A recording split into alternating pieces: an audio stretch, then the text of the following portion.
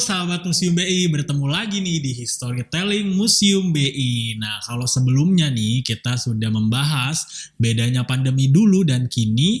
Nah, sekarang kita akan membahas bagaimana sih pandemi itu berakhir dan juga bagaimana sih kehidupan pasca pandemi.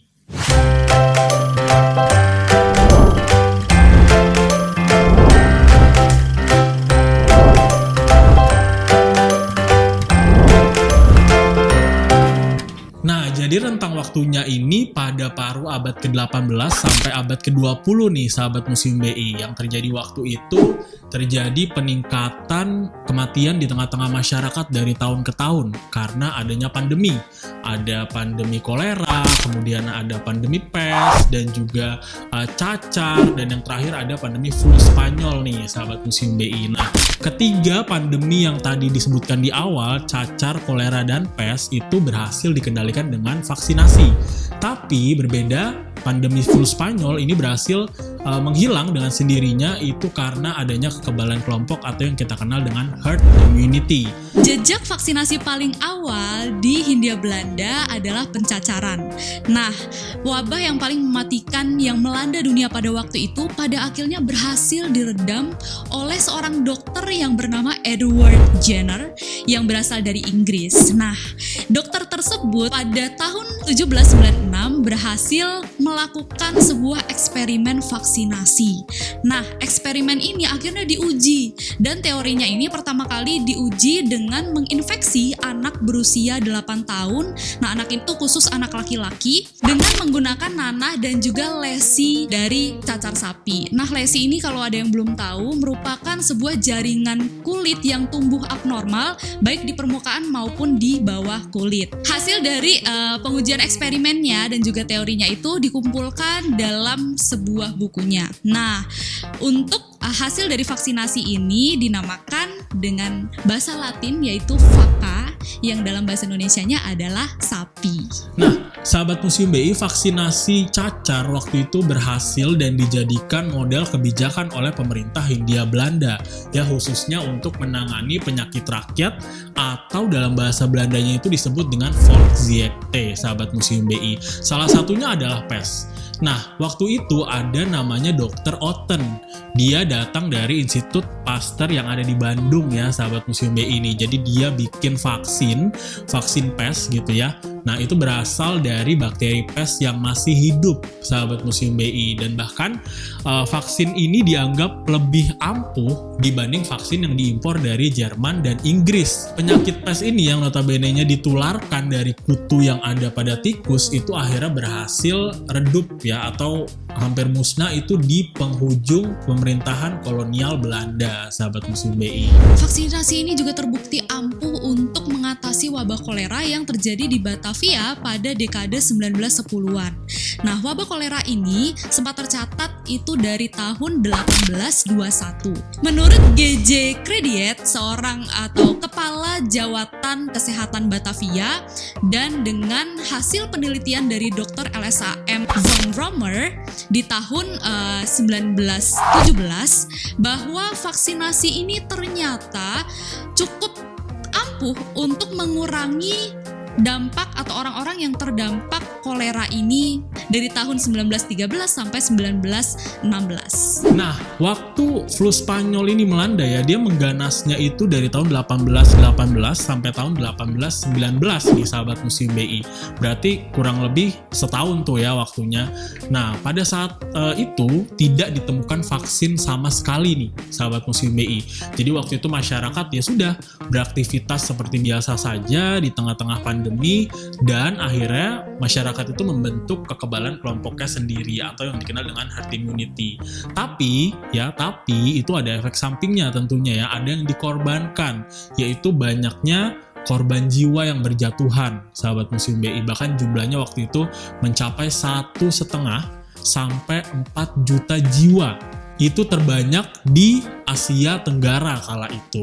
Nah, kalau sebelumnya kita membahas mengenai bagaimana sih pandemi itu terjadi, kali ini kita akan bahas mengenai hal yang berubah pasca terjadinya pandemi. Setelah Pagebluk menyingkir baik di dunia maupun di Hindia Belanda, dan menghilangnya itu karena vaksinasi atau menghilang dengan sendirinya, akhirnya terjadilah sebuah titik pijak baru dan terjadi banyak sekali perubahan yang bisa dinamakan dengan namanya new normal. New normal ini juga silih berganti mengikuti alur dan juga siklus yang berulang terkait dengan pandemi tersebut. Nah, setelah cacar, pes, hingga flu Spanyol itu terjadi, Hindia Belanda ini tidak mau mengulangi kesalahan yang sama di pandemi sebelumnya. Dia tidak mau lagi nih tersapu pandemi seperti sebelumnya. Akhirnya Hindia Belanda memperhatikan lebih kepada sekolah-sekolah yang berbasis masyarakat untuk mengedukasi mereka terkait dengan kesehatan. Istilahnya pada waktu itu Hindia Belanda itu membangun sekolah kedokteran yang bernama Sekolah Jawa. Nah, Sekolah Jawa ini pada akhirnya menjadi School tot Opleiding-Nederlandse Artsen atau dinamakan juga Stovia di tahun 1849. Sekolah ini pada awalnya itu bertujuan untuk mencari para mantri dan juga juru cacar yang tugasnya untuk membantu para pemerintah Belanda yang pada saat itu kewalahan dalam mengatasi atau menjalankan vaksinasi kepada masyarakat pribumi. Tambah lagi pada waktu itu banyakan dari orang-orang kolonial itu mereka tidak mau memberikan vaksinasi atau mereka tidak mau lah istilahnya menyentuh masyarakat pribumi yang terkena cacar. Akhirnya dengan adanya sekolah Stovia ini, dokter-dokter dari Stovia ini mereka dengan semangat terjun langsung untuk mengobati masyarakat lokal pada waktu itu. Bahkan terkadang mereka tanpa alat pelindung diri juga. Mereka bertaruh nyawa demi bisa mengobati masyarakat lokal. Keunggulan dokter-dokter Stovia ini juga bisa dilihat dari cara mereka mengobati dengan bahasa mereka atau kultur dan juga cara pengobatan tradisional untuk mengatasi wabah pes, kemudian kolera dan juga flu Spanyol pada saat itu. Akhirnya dengan keunggulan dari dokter-dokter Stovia ini, misi kesehatan di masa itu akhirnya bisa berjalan dengan mulus. Nah, sahabat Museum BI, menarik banget nih ya bahwa ternyata di luar bidang mereka di bidang kesehatan khususnya, dokter-dokter Stovia ini ternyata juga menjadi pelopor untuk pergerakan modern kebangkitan nasional. Nah, ada 3 tokoh penting yang waktu itu berhasil menginisiasi pergerakan ini. Ada namanya Wahidin Sudirohusodo, ada Cipto Mangunkusumo, dan juga ada Sutomo, yang pada akhirnya mereka berhasil menginisiasi pendirian Budi Utomo di tanggal 20 Mei tahun 1908. Ada juga nih ya sejarawan publik dari Universitas Indonesia yang bernama Kresno Bramantio.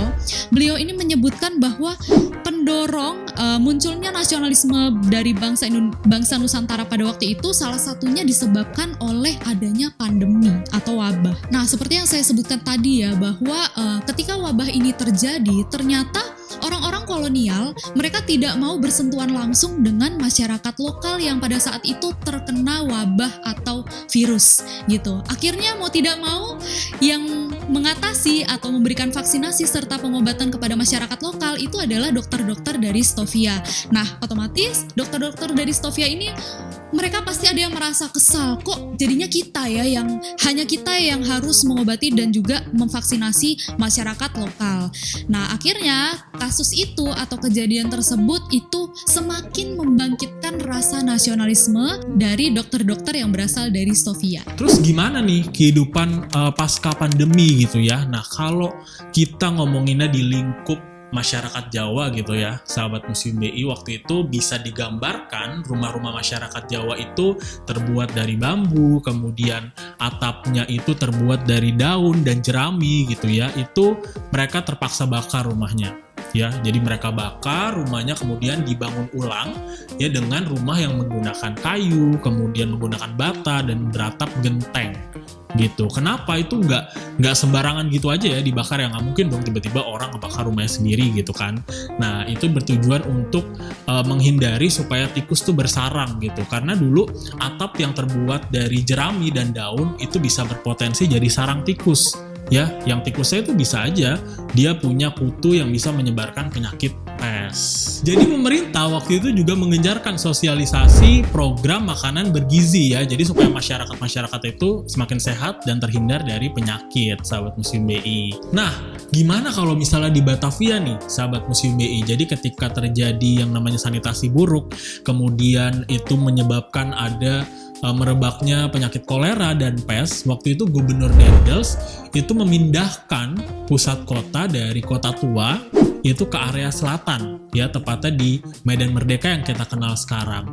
Nah, selain itu juga waktu itu kanal-kanal yang digali untuk mengatur arus air dan juga penggunaan sarana transportasi itu ditimbun lagi kemudian dijadikan jalan raya. Nah, waktu itu juga sempat dilakukan perbaikan sanitasi kota dan juga pemerintah memperketat aturan suplai air. Yang menarik juga gedung-gedung pemerintahan dan juga gedung-gedung perkantoran, ya salah satunya di Yavaske Bank yang kemudian menjadi Bank Indonesia itu dipasangi wastafel. Nah, tentunya wastafel ini ada tujuannya dipasang di situ ya untuk mencegah tertularnya penyakit kolera. Sama nih kayak COVID-19, cara menghadapinya salah satunya adalah cara mencegahnya dengan rajin-rajin mencuci tangan ya. Jadi diharapkan waktu itu pegawai-pegawai di Yavaske Bank bisa menerapkan kebiasaan bersih supaya tidak tertular penyakit. Nah, pasca pandemi flu Spanyol yang dilakukan pemerintah waktu itu adalah memperkuat peranan dokter-dokter pribumi sekaligus juga mereformasi sektor kesehatan nih sahabat Museum BI. Selain itu juga dibentuk yang namanya protokol resmi untuk menghadapi epidemi influenza di masa depan.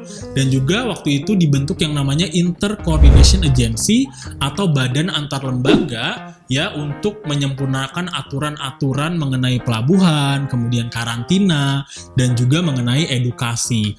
Nah, selain itu juga dilakukan yang namanya imbauan ya, pembatasan sosial dan juga perilaku hidup bersih. Nah, ini kalau bisa dibilang juga mirip sama yang terjadi sekarang untuk mencegah yang namanya pandemi COVID-19 nih, sahabat Museum BI. Nah, sahabat Museum BI, ternyata pandemi flu Spanyol ini juga mendorong berakhirnya Perang Dunia Pertama ya dengan lahirnya Perjanjian Perdamaian Paris. Selain itu juga mendorong kemitraan internasional Liga Bangsa-Bangsa atau yang kita kenal sekarang dengan nama PBB. Nah, berkaca dari pandemi-pandemi yang terjadi sebelumnya, Liga Bangsa-Bangsa membentuk Health Organization di tahun 1923. Nah, Health Organization ini menjadi cikal bakal WHO yang didirikan pada tahun 1948. Nah, jadi ada nih sahabat Museum BI antropolog dari University of London, namanya adalah Jennifer Cole.